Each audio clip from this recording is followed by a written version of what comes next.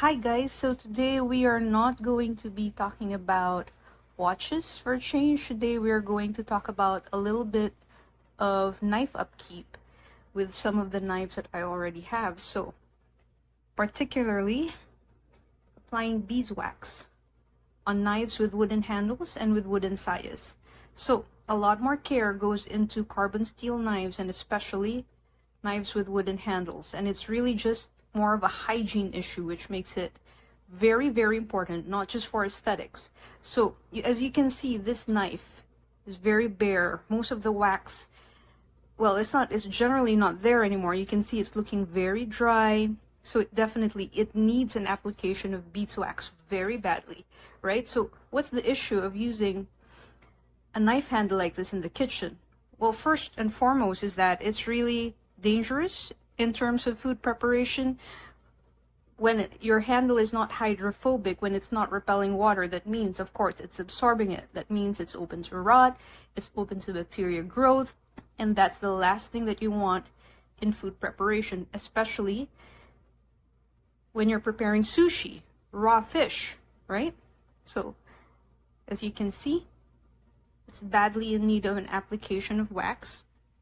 Before that, let's have a look at the wax that we are using today.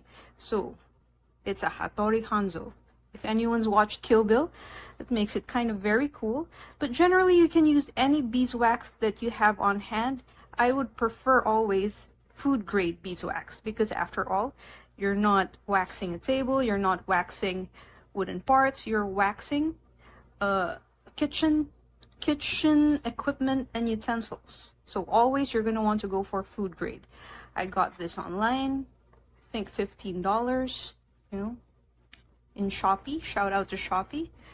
Before we start our wax application, we've got our beeswax. We have our application cloth. But first we want to have a look at what the wooden part should look like before and after. So here we have a beautiful knife, a Misono Handmade. It has a wooden saya, wooden handle. There you go.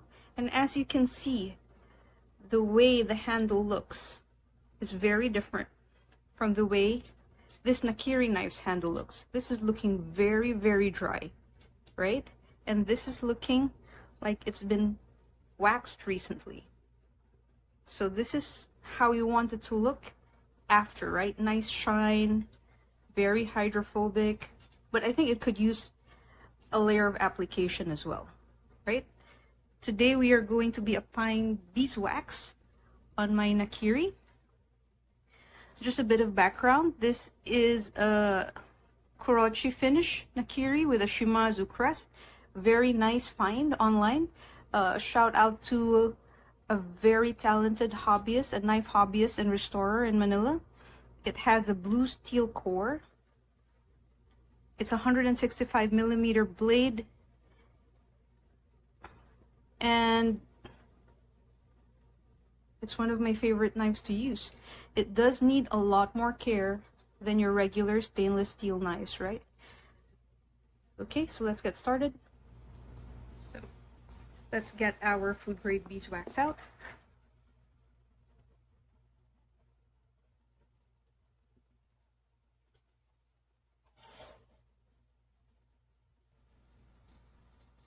So as you can see, there's already quite a difference from this side to this side. But we want to add more.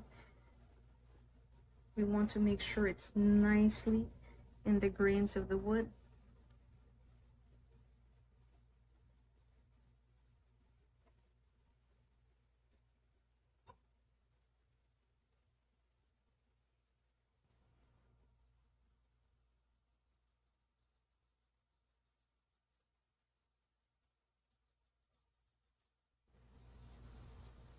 You want to rub off any extra beeswax, and I think at this point what would really come in useful is a heat gun that chocolatiers use. So I don't have my heat gun handy right now, but I do have one at work.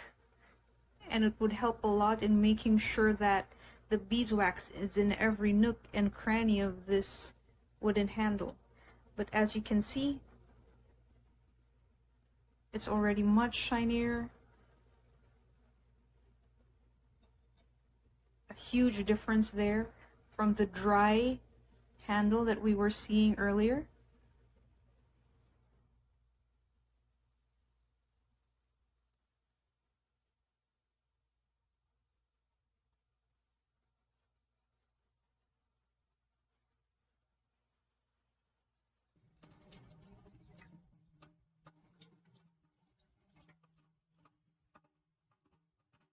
So there you go. Finished product, nice shine.